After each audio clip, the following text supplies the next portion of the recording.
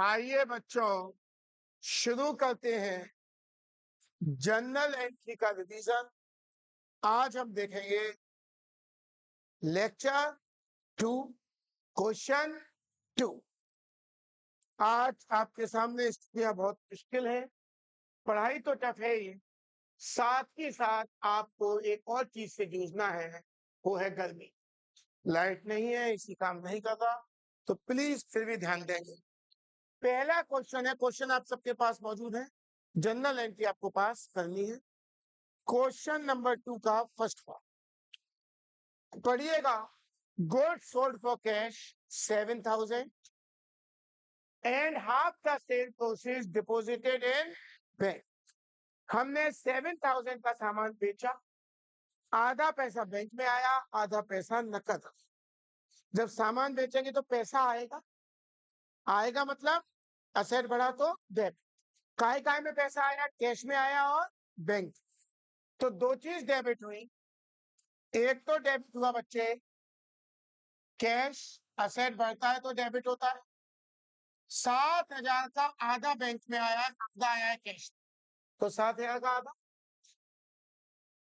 आधा आया है बैंक में। बैंक भी असेट होता है, असेट बढ़ गया, असेट बढ़ गया तो ये भी डेबिट होगा। अब सवाल है टू में क्या है? हमने सामान बेचा, सामान बेचा तो स्टॉक कम हो गया। जब असेट कम होता है तो क्रेडिट होता है। तो मैंने बताया स्टॉक को स्टॉक नहीं लिखते, क्या लिखेंगे? टू सेल्स अकाउंट कितने रुपए? 7,000 लिख देंगे, नरेशन लिख देंगे।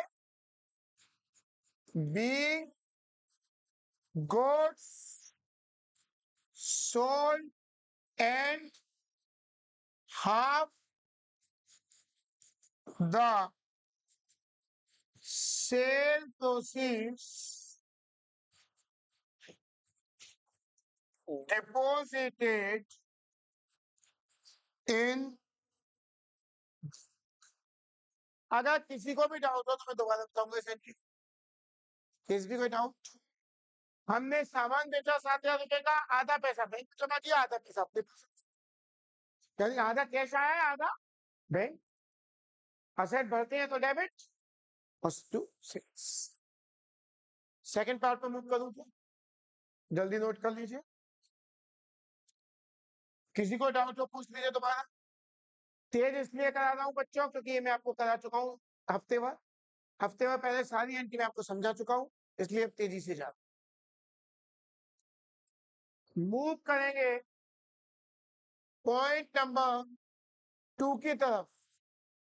जल्दी देखिए बच्चे, पॉइंट नंबर 2 क्या है? ध्यान दीजिएगा। टिम्बर, लकड़ी, used for making office furniture, assume the firm is a timber merchant. हम किसका काम करते हैं?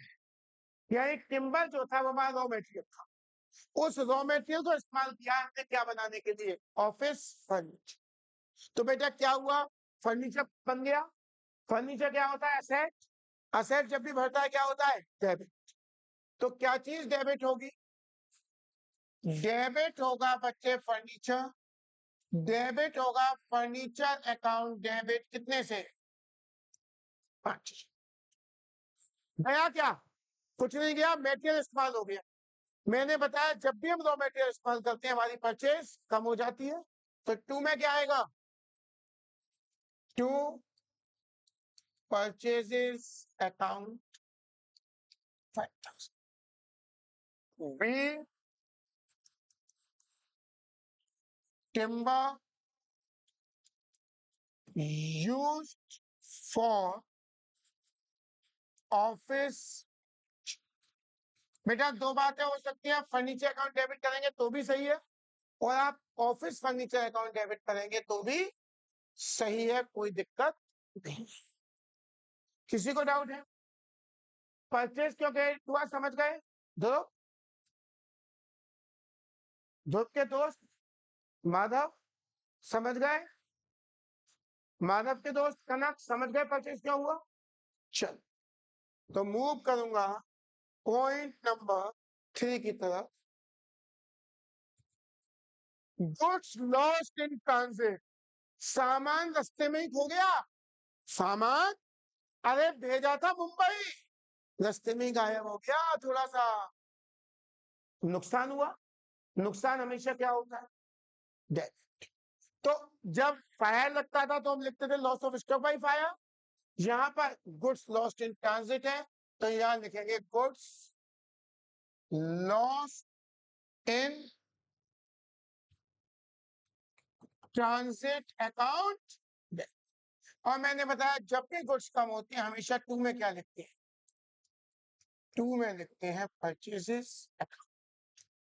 2000 2000 नरेशन हो जाएगी be goods lost in transit. बेटा जब भी हमारा सामान का नुकसान होता है ना, तो मुझे हमेशा परचेज को क्या करते हैं? क्रेडिट। अरे आग लगती थी, आग से नुकसान होता था तो तुम्हें तो परचेज तो डालते थे, यहाँ पे तुम्हें। कोई डाउट? बढ़ू आगे। हम रुक करेंगे क्वेश्चन 2 का। हो गया बेटा सबका? पॉइंट नंबर 4, ध्यान दीजिएगा अच्छे से। Paid repairing charges on existing machine. हम पे कोई मशीन थी, ध्यान दीजिए बच्चे, paid repairing charges on existing machine. हम पे कोई मशीन थी जिसकी हमने रिपेयर कराई, जिसकी हमने रिपेयर कराई। मैंने बताया था अगर नई मशीन खरीद के कराओ, नई मशीन खरीद के कराओ, तो वो मानी जाएगी मशीन की कॉस्ट। क्या मानी जाएगी?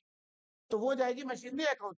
तो ये तो पुरानी मशीन है, ये तो ये हमारा एक तरीके से क्या है? खर्चा है। और खर्चा हमेशा क्या होता है? डेबिट। तो डेबिट होंगे रिपेयर्स। रिपेयर्स लिख सकते हो, रिपेयर्स या रिपेयरिंग एक्सपेंसेस कुछ भी लिख दो। Repairs account debit. जब हम रिपेयर कराएंगे तो पैसा जाए, तो टू में आ जाएगा क्या पैसा गया? Cash account. Cash account. Be repairing charges paid on existing being repairing charges paid on existing। बात समझ में आई बेटा? ध्यान रखना, अगर नई मशीन खरीदी होती, क्या खरीदी होती, तो ये फिर जाते मशीन, तो एंट्री होती मशीनरी टू कैश। कोई दिक्कत? बढ़ू आगे। हो गया है सबका?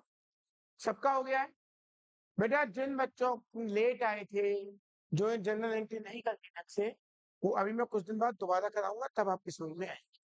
अभी तो मैं तेजी से जा रहा हूँ, जो कर चुके हैं उनके लिए जा रहा हूँ, जिन्हें नहीं आती उन्हें बात दोबारा बढ़ सकता हूँ आगे। चल नेक्स्ट पॉइंट पे आऊंगा मैं। नेक्स्ट पॉइंट क्या पढ़िए बेटा? Paid freight and cartridge on purchase machinery कितना? बेटा ध्यान दो क्या कह रहा है, यानी नई मशीन पर, यानी तो ये मशीन की कॉस्ट ही मानती है। किसकी कॉस्ट मानी जाएगी? ध्यान रखना, नई मशीन नहीं होती तो फ्रेट खर्चा है। क्या है? एंट्री होती फ्रेट टू कैश। क्या एंट्री होती? Freight to cash.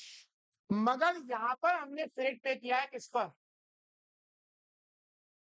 यानी मशीन खरीदते ही, मशीन को खरीदने का भाड़ा दिया, तो मशीन को खरीदते ही जो भी खर्चे करते हैं वो सब जुड़ जाते हैं किसकी कॉस्ट में? मशीन।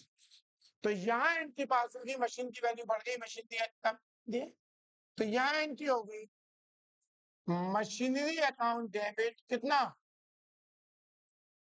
और टू पैसा गया to cash account purchase. Be freight, और दूसरा क्या? एंड कार्टेज पेड इस पर ऑन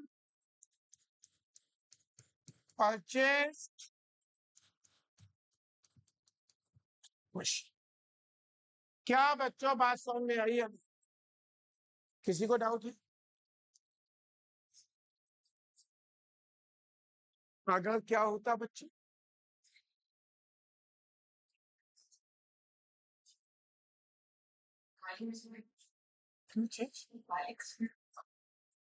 तो फिर बेटा freight and cartage based on machinery, तो फिर इसको एक्सपेंस मानते हैं। Freight account debit to cash. ये दिक्कत कैसे आ रही है इस पे? क्लास प्रॉपर हो क्यों नहीं रही?